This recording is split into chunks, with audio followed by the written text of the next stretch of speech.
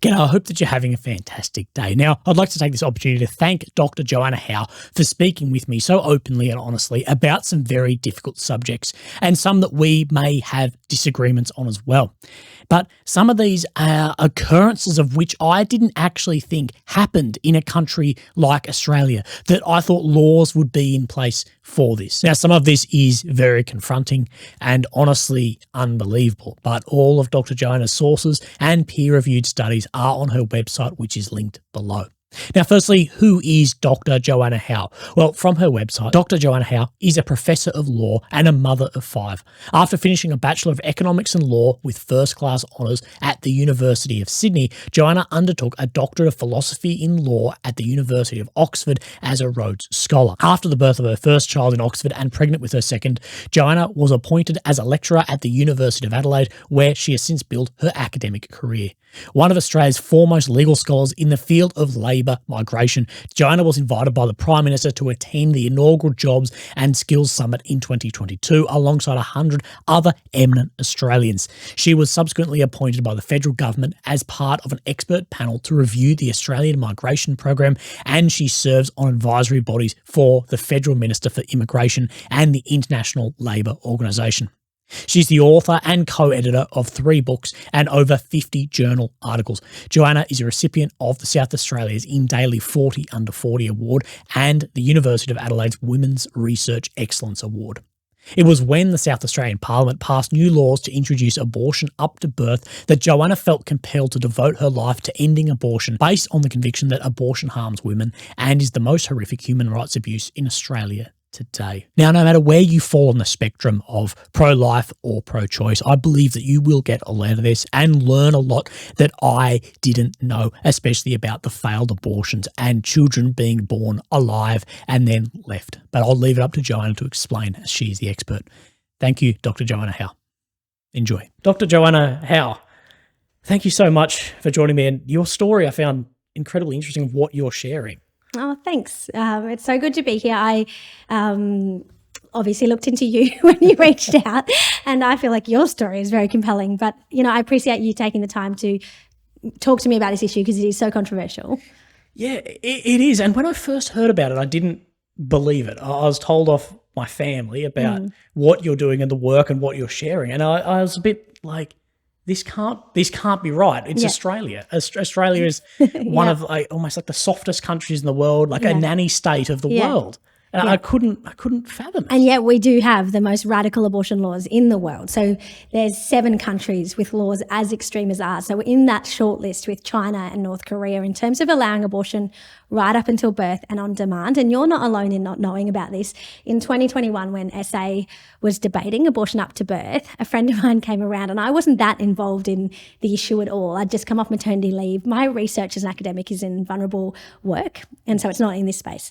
And I've started researching in it now. But my friend came around to pick up my son, and she said, did you know that there was a church on South Road in Adelaide that had a billboard that said, write to your MPs to demand they vote against abortion up to birth? And the council made them take the billboard down. So that upset me because I've written about freedom of speech and pluralism as being important components of a democracy like Australia. So I wrote an opinion piece and wrote to the Advertiser opinion editor and spoke to him on the phone, and he said, look, I'd like to publish your piece, but it's just not true. The reason the billboard got taken down is because it was inaccurate. And I said, what do you mean? And he said, well, the bill doesn't allow abortion up to birth. That's a pro-life lie. And so I was like, look, if I can prove to you that the legislation allows abortion right up until birth, will you publish my opinion piece? And he said yes. So I got him the legislation and I showed him the bit which allows abortion throughout pregnancy, at any gestation, for any reason.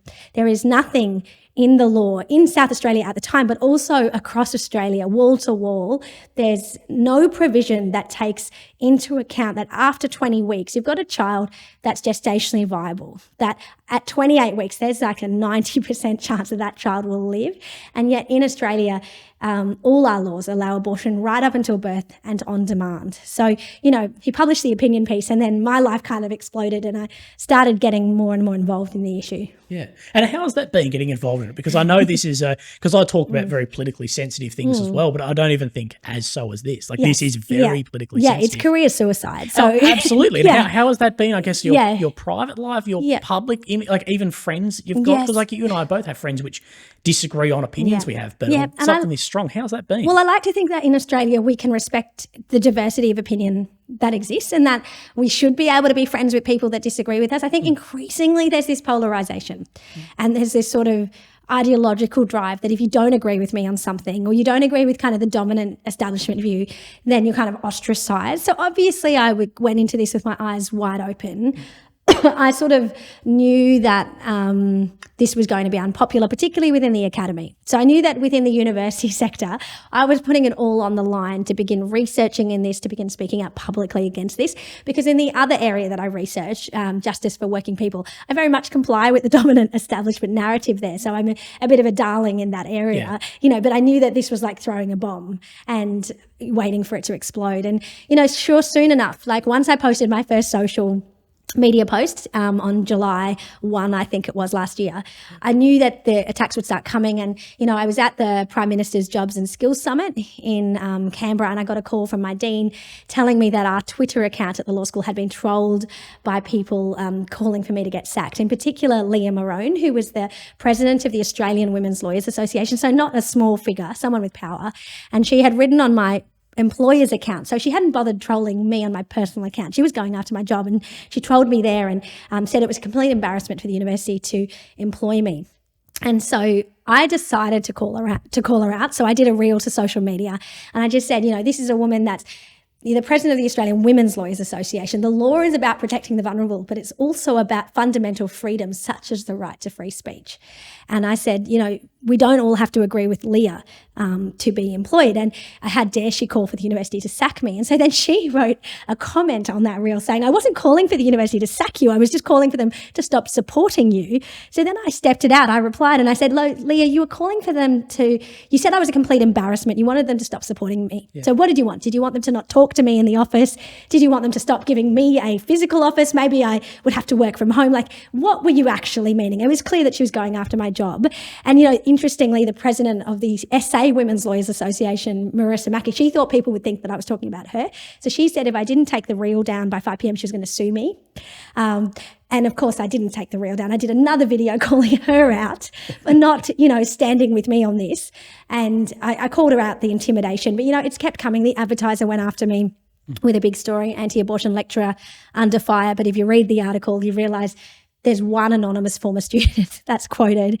95% of the comments were on my side. Students were writing in. The Student Law Society wrote in my support. So, I'm sort of realising that the attacks are going to come, as you probably get to. When you go against a dominant narrative, you're going to get attacked, but somebody has to do it. I think I've realised that. I'm 40 this year. I'm a professor of law. If I don't call out what I think is the biggest human rights issue of our time, then who will? And how has been, I guess, the public trial? Because it's one thing having other professionals or maybe the newspaper go against you, but like you said 90% of the comments are on They were on my side, yeah. And I would think even and I was speaking to you just before this interview saying, I don't really know where I fall on this. I've never thought about it that deep. Yep. You have like the Roe versus Wade and I'm like, should I really I understand both arguments of this, because if I was 15 and got someone pregnant, I'm like, oh my God, what's my life? But then I never knew where our laws actually sat in that. But where has almost the public opinion been? Like 90% on your side, I guess. That's more so where people actually feel. Well, that's true. But so an Ipsos poll just done a couple of weeks ago found that only 31% of Australians support abortion up to 20 weeks. And yet in Australia, abortion is allowed up until 40 weeks, up until full term. And so in Victoria in 2011, a child was killed through abortion at 37 weeks. And that child was physically healthy and the mother was physically healthy. And yet they killed that child for a psychosocial reason. And to me, I had my own son born at Flinders Hospital at 37 weeks and holding him, you're holding a baby. And I would say 99% of Australians would be against abortion at 37 weeks. The reality with abortion after 20 weeks is the child is too big to break apart. So the method of abortion prior to that, for that second trimester, which is when a child can actually feel pain, is actually to go in with metal forceps and to rip off one limb and to pull out the limb, rip off the other limb and pull out that limb, and take the baby apart piece by piece and to finally crush the skull. And then the abortionist has to assemble all the pieces of the child to make sure that they got everything, because if they didn't, it's dangerous for the woman. That's called retained products of conception. So that's a dilation and evacuation abortion.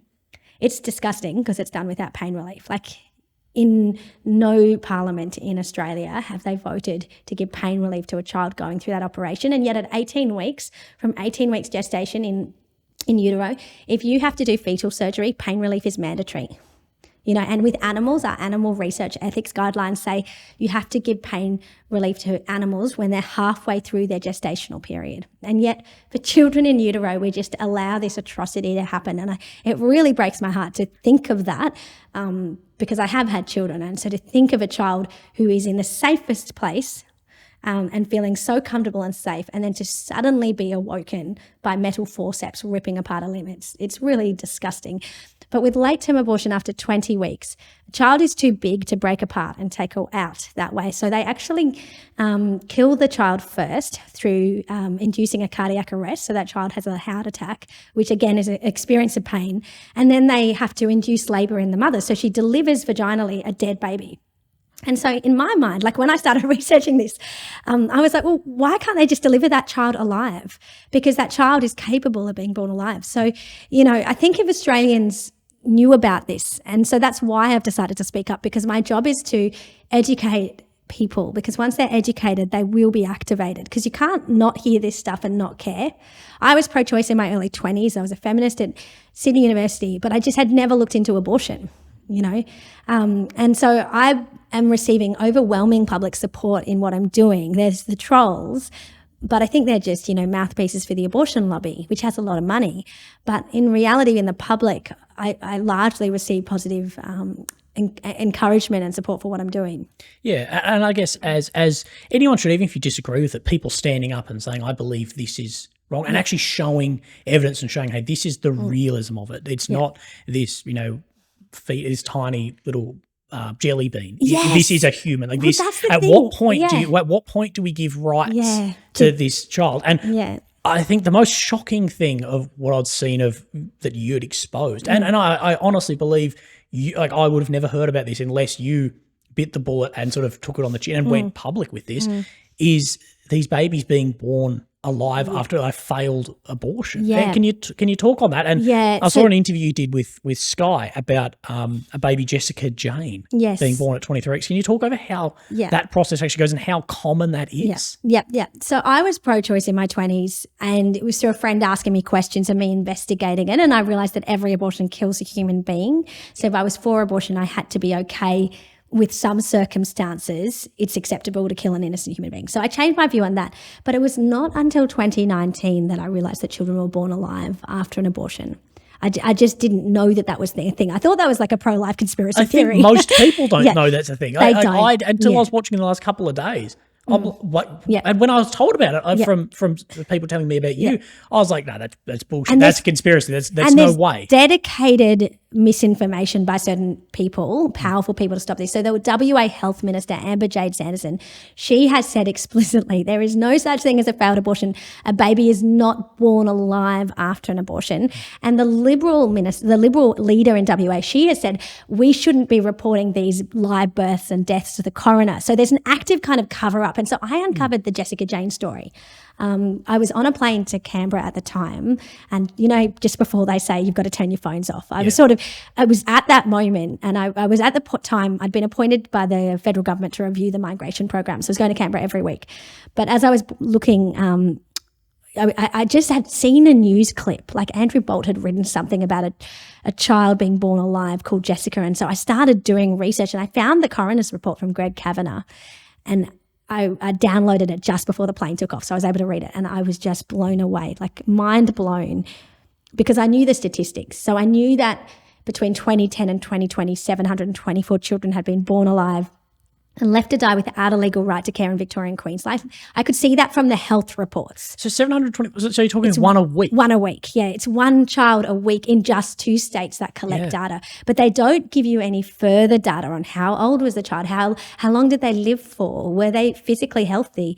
But Greg Kavanagh's report breaks it open, because what happened was Jessica Jane, she was born alive unexpectedly. The mother had gone in for the abortion for a psychosocial reason. The child was unexpected.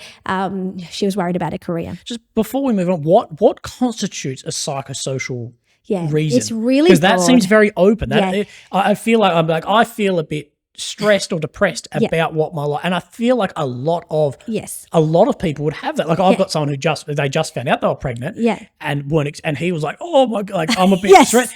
Is that what is actually a psychosocial reason? Yeah, psychosocial is a very broad category that refers to anything that affects quality of life or well-being. So a mother might be going through job loss, relationship breakdown, depression, anxiety, housing stress, anything that relates to that. And the reality is 1 in 5 women will have anxiety and depression in pregnancy. Like, it's known to bring on mental health issues. And as someone that struggled with postnatal issues, like, I've experienced that firsthand. And so the idea that you could kill a child in utero that's viable and could be induced alive because of a mental health reason, a very broad reason, it flies in the face of human rights. And I think that's really important to identify, that this is a human rights issue. These are children in utero that are human beings, are viable and no longer dependent on the mother's body for survival, which is why the my body, my choice argument, it just does not apply to children after 22 weeks.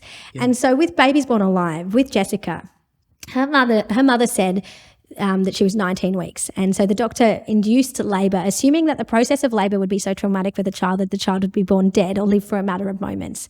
But when Nurse Williams delivers Jessica, she discovers that the child is alive. She's a little girl. She's got good APCAR scores, which is her responsiveness at birth. She weighs 515 grams and she's like crying, as children are when they come out.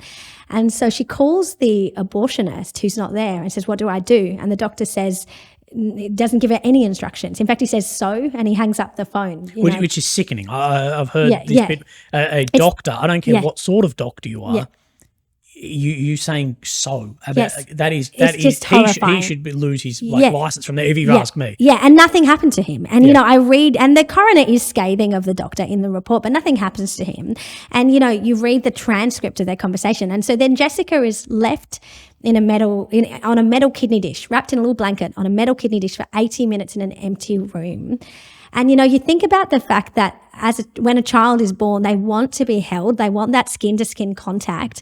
That's meant to be really important for relieving their stress and their anxiety. And yet there was Jessica discarded on a metal kidney dish for 80 minutes. And so when I read this, I thought, this gives colour and description to the numbers. Like, there's 1 child every week born alive in just 2 states without a right to care. But through Jessica's story, we can see what happened. And then after that, I found another coroner's report. This one wasn't released publicly, but it was a child born at Westmead Hospital, dumped in a medical waste bin while still alive and breathing. Yeah, it's shocking. So I've got that report. I gave that to the Senate inquiry. Again, they whitewashed it. They did not refer to Jessica's coroner's report. They didn't refer to the Westmead baby's coroner's report. And yet in that report, Janet Stevenson, the coroner, she says that she'd heard of many terminated fetuses, that's her words, that are born alive. And she said there was a total abrogation of responsibility on behalf of the people who were meant to care for that child when born alive. And it's sickening. It's sickening. And so those reports were in 1998. So this has been going on for over 20 years and nothing has changed, because just this month I uncovered another story, a baby Xantha, whose parents went in for the abortion because she had Down syndrome. And so I really want to make it clear that, in my view, that's just disability discrimination. 9 out of 10 children who get diagnosed with Down syndrome are killed in utero. And yet all the research on Down suggests that those children live happy lives and their parents are actually happier for having them. Like, that the surveys of siblings and families of who have, when the child has Down syndrome, suggest that it does not affect quality of life. And yet, so baby Xantha, at 19 weeks, they went into a Queensland hospital because she had Down syndrome. The abortion didn't go to plan. The child was born alive. She was dumped in a hospital room for 7 minutes on a kidney dish before she died, and that was just in 2020. So, look, it's really clear this is happening, but it's being covered up. And there was recently a Senate inquiry led by Marielle Smith, and the report only quoted abortion providers to justify this practice and to say that it doesn't really happen. It's one of those things, and I don't even think this issue, I don't think where you fall on the spectrum of being pro-life, pro-choice. I don't think this is a pro-life, pro-choice issue. I think this is a human rights issue, because I can see personally, and I'll probably have different view, I can see at points where, you know, an abortion, you might go like, yeah, okay, we're going to have an abortion. It's at X amount of weeks. But I think even if you spoke to the most like pro-choice person, they'll go, oh, well, the cutoff is going to be X amount of weeks. And I've seen a lot of interviews like on the street with people at these sort of rallies. And when would you think? I'm like, oh, well, 20 weeks is too late. And you're like, well, and that's on the side. That's more what some people are pushing for. Absolutely. But I think you could make the argument that when the baby is in the mother, it is a vessel of the mother. You are a pair at that point. But my understanding of what it should be, what the law should be, is once you're separate from the mother, that is an Australian. That's another human. It is. Then it's not. You don't have the choice on that anymore. That person, like all Australians, has access to healthcare, and doctors should do no harm. They do the best they can do, given those circumstances. So I completely agree with you. These are children that fall through the cracks. They're born, but they're not counted as Australians, and they're not treated as a person under the law. And yet, under the criminal law, you're a person from first breath. So, you know, if I was walking down the street holding my 1-day-old child and I got killed by a drunk driver or murdered, there would be 2 counts there. Yes. And yet here a child is falling through the cracks purely because they survived a procedure that was intended to kill them. Now, the abortion lobby says, oh, this is a non-issue. These children only live for a matter of seconds, and they say they actually get care. But you know, I really want to unpack that, because there's a study in the Journal of Obstetrics and Gynecology, a very reputable study. It showed that out of 241 late-term abortions where feticide wasn't given, half the children were born alive, and the average survival time was 32 minutes, and one child survived for over 4 hours. So imagine that, like living for 32 minutes even without being held, you know, and without a right to palliative care, because a lot of these children may not survive, but they should still be given comfort care and palliative care. And, you know, the second point, that they receive it, well, who gives it to them? You know, like the doctor that ordered the abortion and who carried it out, like are they the person that then picks up and holds this child and comforts this child in the final minutes or maybe hours that they live for? You know, there just isn't a legal right to care. And I've had whistleblowers contact me since I've been speaking out on social media, on Instagram and TikTok about this. I've had people reach me and say, you know, that there's a child that was just left for 5 hours in a room, or I had to hold the child, but I had to do it alongside my other nurse duties because no provision is given for this. You know, so it's really shocking, and I think it's one of the reasons why I'm speaking out, is because I want to expose this. Yeah, and can these kids survive? These kids that are born and you know they're alive for an average of 32 minutes, and you know, some up to in the multiple hours, which is even more sickening. Can they survive? Like if care was given, could that? Some of them could survive. Into, absolutely. Some of them could totally survive. So from 22 weeks, you've got viability, but it increases the closer you get to birth.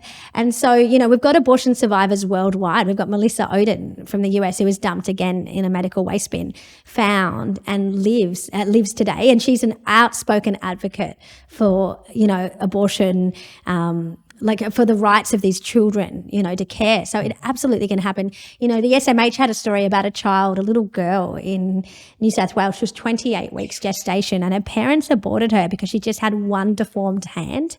So just imagine that, you know, like killing a child in utero, inducing them dead because they've got one hand that doesn't quite work. And so if that child had been born alive, she would absolutely be able to live at 80 to 90%, you know, chance of actually nothing wrong with her. You know, nothing wrong with her at that gestation.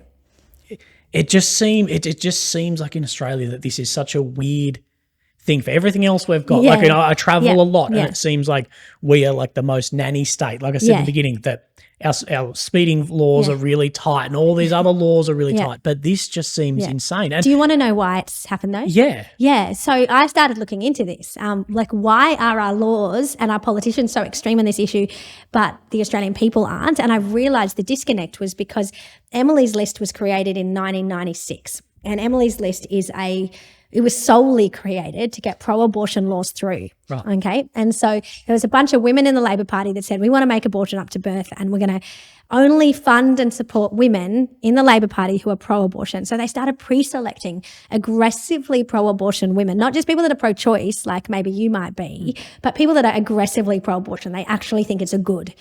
And so then these women have now stacked the Labor Party, and it's now been like a disease that's infiltrated the Liberal Party, and it's just infected the entire political culture. So we have politicians in Parliament who are aggressively pro-abortion. There'd be no reason that they would ever ban abortion on. So, for example, I'm from India originally, and the country that I'm from, sex-selective abortion is an issue. There'll be 6 million fewer girls in India by 2030 because we're being killed in utero just because we're girls. And we know this is an issue in Australia. So in Victoria, there's 125 boys being born to 100 girls in certain ethnic communities. That's an issue as well. People are killing babies because they're girls, See, that's insane. It's insane. So this is sort of my argument on it, is I understand certain elements of abortion. I get it and people always bring up terms of rape, but it seems like that is such a 1% issue that it's like, okay, we can understand a lot of that, but that is not the majority of the abortions. And I can also understand some medical things and other bits and pieces, but things like sex selection is just something that I didn't even think. It doesn't seem. Do you have to give any reason for an abortion? Up until viability, abortion is just on demand everywhere. Yeah. So you can just get an abortion for any reason. Then after 22 weeks, in most places, 2 doctors have to approve. But the second doctor doesn't even have to see the woman. They just have to consult the file. And so if you go in for the abortion and the underlying premise is my body, my choice, and there's nothing in the legislation that says you've got to take into account this child is viable or you've got to take into account the reason, that means abortion's legal for any reason up until birth. And the second doctor, like the 2-doctor rule, really doesn't do anything. It's no protection. And so that's why in Victoria, in certain ethnic communities, you've got 125 boys to 100 girls. It's why New South Wales Health, when they did a survey, they found that close to 10% of practitioners had been asked about killing a child because she was a girl.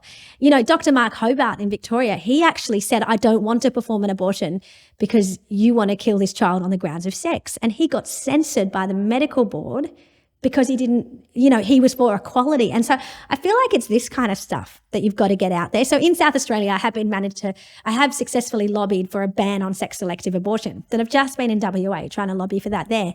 And all these supposedly pro-women politicians like Amber Jane Sanderson, they won't have a bar of it. They won't have a ban in their legislation on sex-selective abortion. And I am from an ethnic community and I grew up in a culture that definitely valued my older brother more than me. And yet I'm talking to these white politicians who just don't get it. And so that is deeply frustrating for me, that we can't even agree that sex-selective abortion is wrong. I get that you and I and a lot of Australians are going to agree with me on abortion at early gestation. I get it. But surely we can agree that we shouldn't be killing girls in utero just because they're girls. Absolutely. Absolutely not. Yeah. Or just of a lot lot too. Yeah. A lot of it's babies left to die, another issue. That's another one, right? It just sort of seems common sense. But one of the problems, I think, is that the mainstream media doesn't report on this. So I've produced a research report on the West Australian bill and I've talked about the sex-selective issue. And yet, the media just, it's almost like they're in cahoots with the abortion lobby where there's a lot of money. There's 88,000 abortions every year. It's a leading cause of death in Australia. It means there's a lot of money for every abortion that takes place. And so I don't know. I don't want to be a conspiracy theorist, but I don't get why the media doesn't cover this. Well, there's a lot of that when you start peeling back curtains on things. You start seeing where funding is coming from, where the funding into different political parties is, and people just not wanting to talk about some issues like this because of the backlash. Yeah. Well, so Mia Friedman, do you know who she is? Yes. Yeah. So I posted about baby Xantha, the little girl that was born alive and left to die. And Mia Friedman's comment on my social media was, "Are you a medical doctor?" Genuine question. Anyway, I then wrote and said, clear it's from my bio. And if you Google me, very clear, I'm a professor of law and I'm talking about the legal situation in relation to abortion law. Anyway, she then did another comment that was attacking me. And I did a reel calling her out because, I look at someone like Mia Friedman, again, claiming to be a feminist, claiming to be pro-woman, and her own very big media company receives money from the abortion industry. Mari Stopes is a long-term advertiser on her sides. And you sort of think, well, are you independent then, Mia, when you are talking about this issue or when you're asking a so-called genuine question? Like, it doesn't seem very genuine. Yeah. You're just trying to discredit me and intimidate me using your bigger megaphone. And, I won't have a bar of it. Like, I'm really clear on the fact that I'm going to take people on and I might just be little me and they might have all the power. But it's really important that we start doing this or we're going to have a country that we just don't recognise. Yeah, but that is where for someone like you, that's where social media is so great. Social media has its own censorship issues. It absolutely does. Yeah. But at least it's not playing into the censorship of like local or state governments. Yes. At least it's at that level of Silicon Valley, which can be a huge issue as well. Yeah. But on this, you say like this sort of feminist issue, these like pro-women, but you're like, well, this is pro-women. Like, where is this? Where does this differentiate from? Because people will claim this is a Christian issue. This isn't. And as a lawyer, you would say it's a law issue. How would you, where do you differentiate that if someone were to bring that argument to you? So I think it's really unfortunate that the public image of people that are against abortion is that they're white, old and Christian. Like, I just think that is so unfortunate because the reality is if you care about human rights, you should be against abortion. And I think for me, we live in a world where we've got a separation of church and state in Australia. We live in a secular also society. A very non-religious country. Exactly. Australia's and so to make the argument against abortion based on some random verse in the Bible is wrong in my view. Like, that's not what I do. Like, when I talk about justice for migrant people, I can't refer to some Bible verse about it. It's really important that we make our arguments based in philosophy, science, and, the data and evidence, but you can do that on abortion. Like, I think the reality is every abortion kills a human being. Now, you might not think that human being gets rights until maybe they can feel pain or maybe until they're conscious or maybe until they're viable, But the reality is science is moving viability back really even earlier and earlier. Like in 1969, it was 28 weeks. Now it's something like 22 weeks. We've had babies survive at 21 weeks. Wow. But imagine, assuming that that's where it is, you can make the argument that at that point, you're killing a child and inducing them dead when you could be inducing them alive and placing them up for adoption.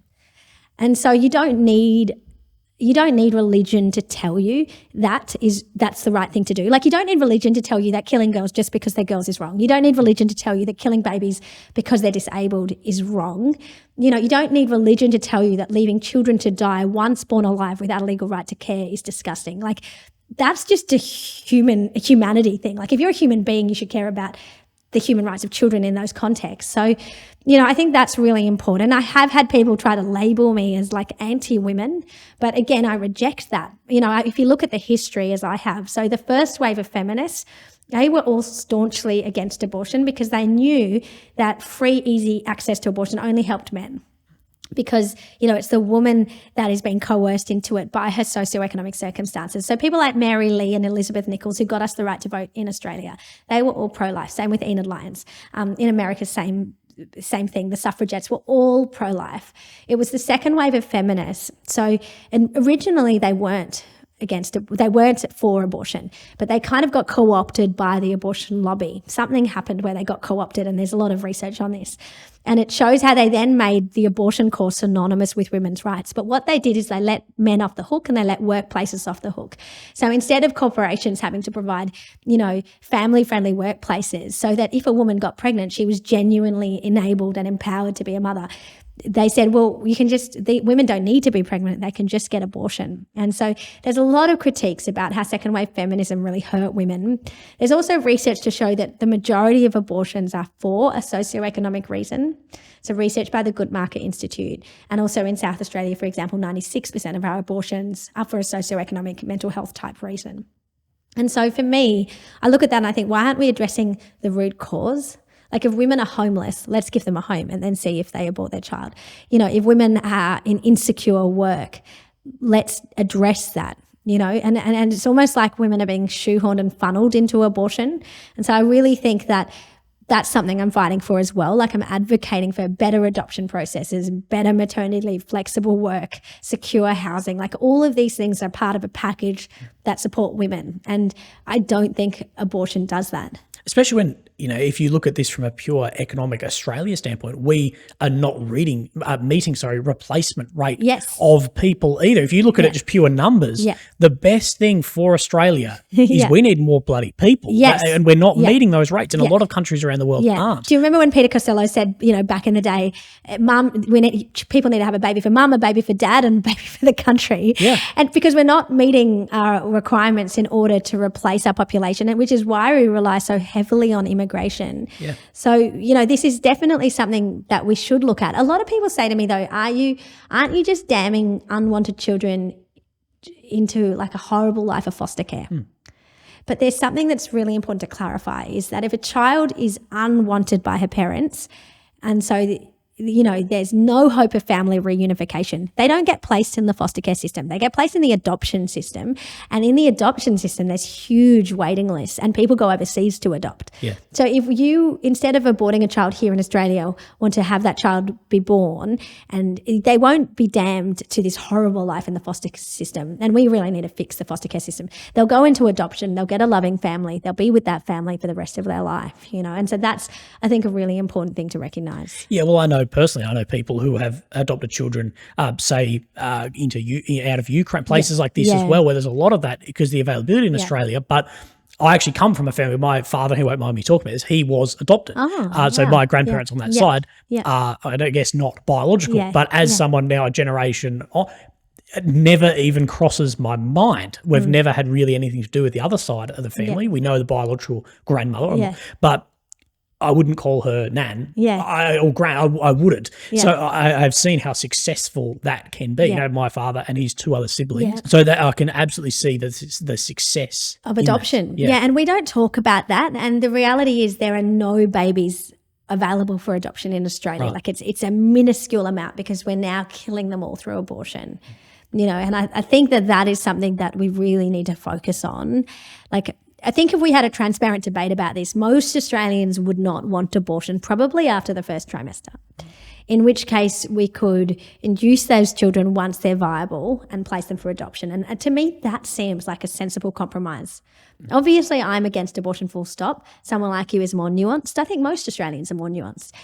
I think that we need to start talking about some of those compromises. And on those compromises, where do our laws sit with countries that are sort of our peer? We're talking like the UK, the US, Canada. Where do we sit in comparison? So we're really extreme. As I think I said at the start of this interview, North Korea and China are countries like us that allow abortion up to birth for any reason on demand. But, if you go to the US, almost half the American states have restrictions on abortion after the first trimester. Some have heartbeat laws. So a child has a heartbeat, you can't kill them. And then there's extreme places like California that allow abortion on demand up to birth. So in America, different states do different things. But in Australia, universally, every state and territory allows abortion up to birth on demand. We're all California across us. But, a place like the UK, after 24 weeks, if a child, you can't kill that child through abortion unless the child is severely disabled. And most European countries have a limit of 12 weeks, which, again, I don't think Australians realise just how extreme our laws are in comparison to our counterparts. So I actually think this will change in my lifetime. Like I feel that this is an issue that as people wake up to it, they care about. And so I do think things will turn around, but and we're almost at our lowest point.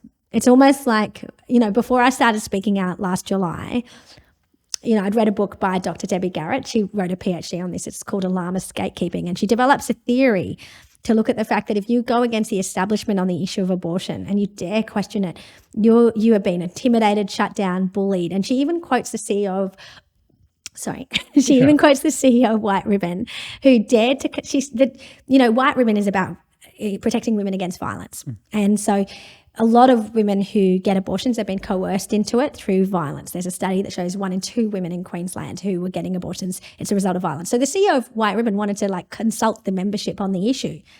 But, she put it out there, this consultation on abortion and violence, and she just got slammed. She just got, bullied, intimidated by the media, by people on Twitter, and she was just, she just suddenly became like the wicked witch of the West. And instead of standing her ground and saying, I want to consult the membership because the data bears out the importance of this issue, she apologised, she retracted, and they got rid of her anyway. Within a week or two, she'd resigned, And so that's the thing. I sort of knew from Dr. Debbie Garrett's book that you have to be prepared to take the fight on. And so I feel like I'm doing that. In the last 3 months, I've reached 5 million people on social media. So It's huge, the reach you can have. And, obviously I teach at a university, and my students, I don't teach on this subject, but I research, and the students ask me questions in the breaks and things about it. And I can see it sparking a conversation that the establishment would want to have shut down. But I feel like it's sort of having a bit of a ripple effect.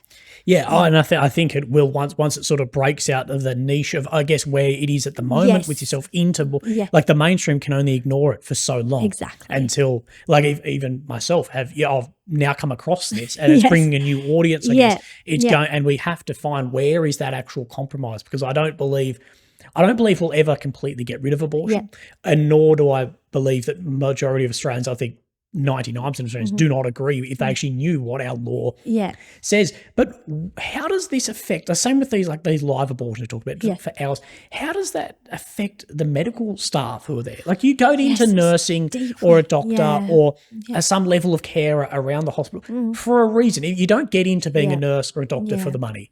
Some may into MD, but it's too difficult to do. There's other ways to earn that money if you really want to. How does this affect them? And is there this feeling that if they speak out, they could then lose that? We saw what happened, and I can't say the word on social media, but with the Rona virus. If you speak out, you could lose your job. And this seems like an even bigger cover-up again, that if a nurse was to go public. How have you seen that mental effect? They can't go public. That's the reality. I've had lots of Australian nurses and midwives reach out to me on this issue, and they are so deeply traumatised by it, particularly the live birth issue, but also the late-term abortion issue, delivering you go into midwifery to help women deliver their children. You don't go into midwifery to deliver a dead child that you've killed prior, and you don't go into midwifery to deliver a child who is meant to be dead, they're born alive, and then they have no rights to care. You legally cannot give that child life-saving treatment. In Germany, there was this little boy, Tim. He was born alive. He was being killed because of Down syndrome, but he was born alive. He was on a metal plate for 7 hours. Eventually, the nurse relented, and she picked him up, gave him a little bit of milk, and he went on to live. But then, she was censored for that. The hospital was sued. So they literally can't do anything. Their hands are tied. And so it's just horrific to think that there are Australian nurses and midwives in this situation, and doctors, and they can't do anything about it. They can't speak publicly about it. They will lose their jobs. And, that's something that really inspires me to do what I'm doing. I'm trying to tell their stories. In the Senate inquiry, evidence was given of a nurse who had delivered a child at about 25, 26 weeks, born alive, and she was instructed by the doctor to say that the child was pre-viable, so 19, 20 weeks. And again, the Senate inquiry report led by Mariel Smith did not refer to that witness testimony. It was just it's mind blowing to me that they cover this up at that level. They heard testimony of coroner's reports, children being left to die for hours, nurse testimony, and yet none of that was in there. It was just quotes from the abortion lobby and abortion providers. And that to me is the extent of the cover up. So I think we have to sort of start talking about this ourselves. So even people like you now, you know about it, you're doing this podcast interview. I think people listening, it's incumbent upon people to find out more. So on my website, drjoannahowe.com, I have fact sheets where I've fully referenced them. And my job's on the line. I'm a professor of law. I could lose my academic career if I'm lying to people about this. In fact, my dean called me when I broke the Jessica Jane story, it went a little bit viral on TikTok. And so, there was a complaint about me misleading the public. So she had to do an investigation. And so she had to watch my video. She had to read the Jessica Jane coroner's report. And she cleared me because I was entirely accurate about what I was saying, So I think that's really important. But people have started fake Twitter accounts calling me the professor of misinformation and, that sort of thing. But the reality is it's on us. Like, we have to educate ourselves and talk about it. Yeah. And that is something, someone who maybe myself a little bit more down the line than you on social media, that is something you'll get. I have been declared an information terrorist for reporting on factual things that have happened in war around the world. So, and and don't get me wrong, that is scary to be labelled a terrorist or something like misinformation like yourself when you're a lawyer. That is massive. But what I wanted to speak about as well is you speak about like the reporting on this, the mandatory reporting. Was it Libby Medham, the WA Liberal leader, talking that you don't have to mandatory report? Yeah, I could not believe this. So Libby Medham stood up in the WA Parliament and instead of saying, what a travesty, children are born alive after an abortion and left to die without a legal right to care, she stands up and she says, we should not have mandatory reporting to the coroner because it's too traumatic for the parents, for the families. Never mind the child that's been born, who's literally the most vulnerable person in that hospital, who's just left on a kidney dish to die, So I just couldn't believe that she could be against mandatory reporting. But that is actually the law, that these decisions aren't reported to the coroner, and it is covered up, because I think people realise that if stories are exposed, it's going to make them look really, really bad, that this is a consequence of abortion up to birth. The reality is the more you have abortion up to birth, the more children are going to be born alive. So, I think the cover up is something that's really important. So I feel like I'm fighting for the freedom to have the conversation, the importance of investigating the issue, but also then I'm also fighting for the rights of these children in utero. So it's a fight on many levels. Yeah, and there's groups that should be behind you on that, which I feel that aren't behind you on this. And you've just had on August the 31st a Senate inquiry into this. What came of that? Because I know you did speak of a little bit in both this and other interviews that it was more from almost the pro-abortion lobby they took a lot of the information from. Can you tell us about how that inquiry went? It's so interesting. So this inquiry was announced. It's to look at the the Human Rights Children Born Alive Protection Bill that's currently before the Senate. And all that that bill would do is give a right to equal treatment under the law. So if a child is born alive as a result of abortion, they should be treated no different to any other child who's born in Australia. So that's a simple equality principle. It should be non-controversial. The Senate did an inquiry into this. Senator Marielle Smith from Labor was leading the inquiry. I had a day of oral evidence. So I know that they heard the evidence because I presented it. I shared with them the academic study on how long these children live for. I shared with them the coroner's reports and they heard testimony from nurses and other whistleblowers who didn't give their name but spoke to what they'd seen and heard. And yet when the report came out, the majority report predominantly quotes the abortion lobby. And so, there's sort of a couple of lies in it. They say children, if they're born alive after an abortion, only live for a matter of moments or seconds. And we know from the peer-reviewed journal articles it's just not true. They also say these children receive care already, but they don't, because we know that from the coroner's reports. We know that from baby Xantha in 2020.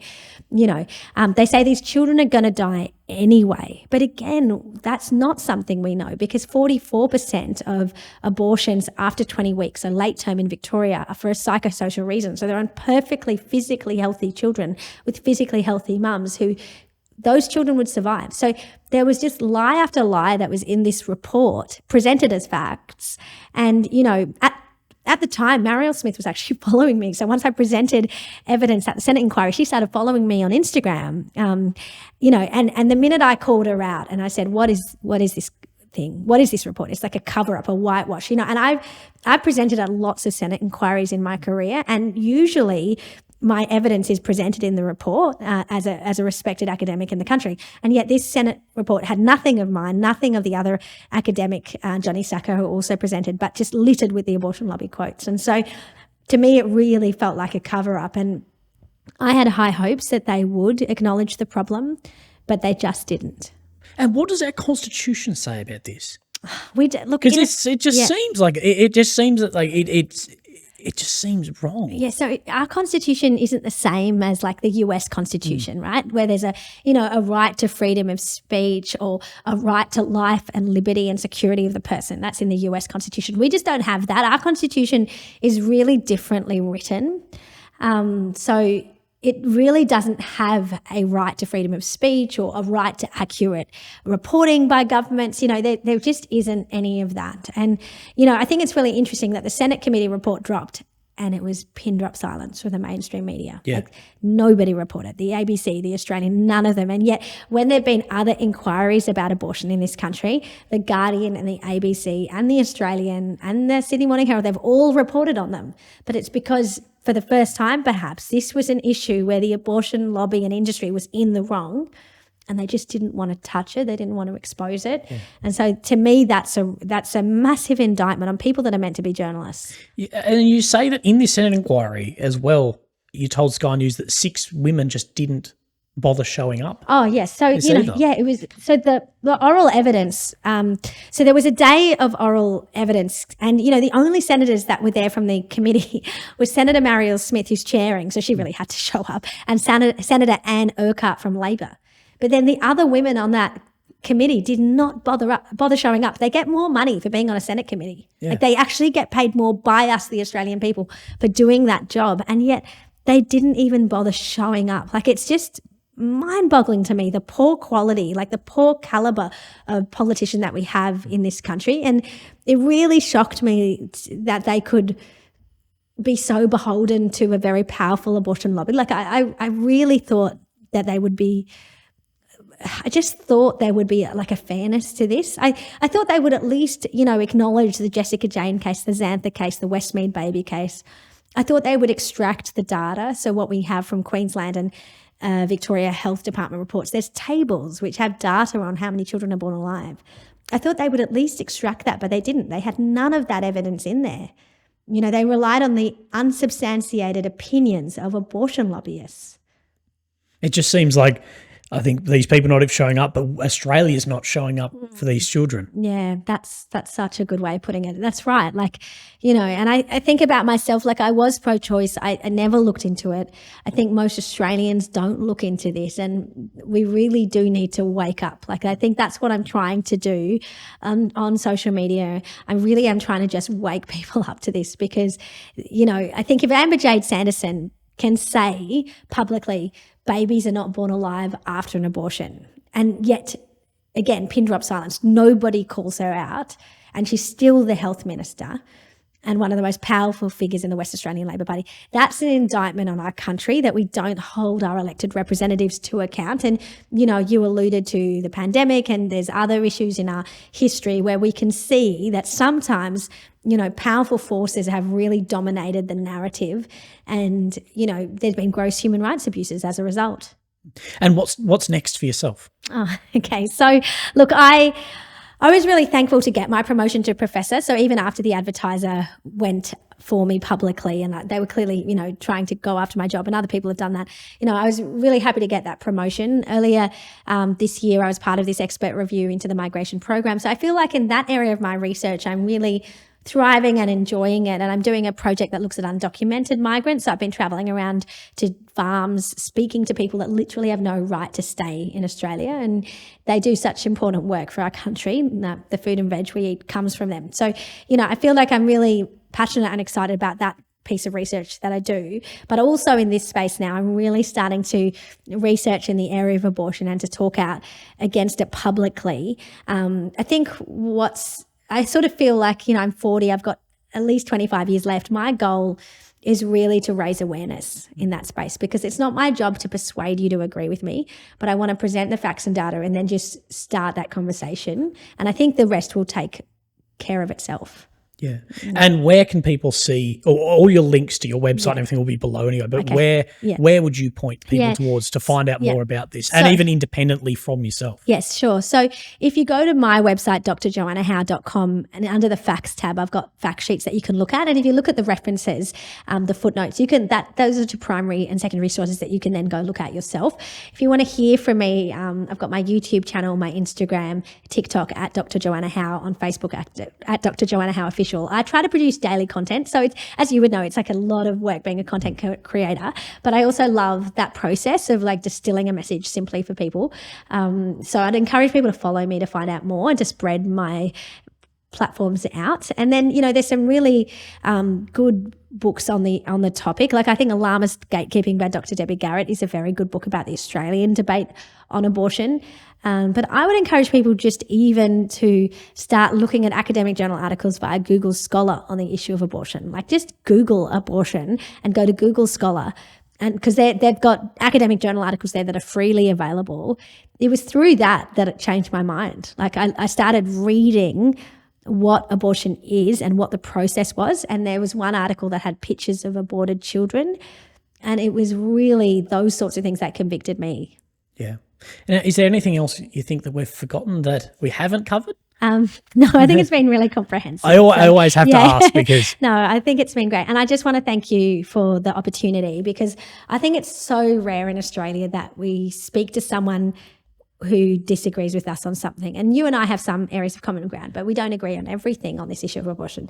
And I just love that you reached out to talk about it, because I feel like that's what we need to start doing. You know, like if someone hadn't challenged me on the issue of abortion, I'd still be pro-choice completely now. You know, so I feel like we just have to start talking about it and start being braver and listen to each other more and not be as polarized. Well, thank you very much. It's been an absolute pleasure. So I really appreciate it. And people listening know exactly where they can find you and follow along. And, you know, when things develop in this, you're more than welcome anytime we can redo this and talk about what's become. Okay. Thank you. Awesome. Thanks, Thank you very much. Thank you.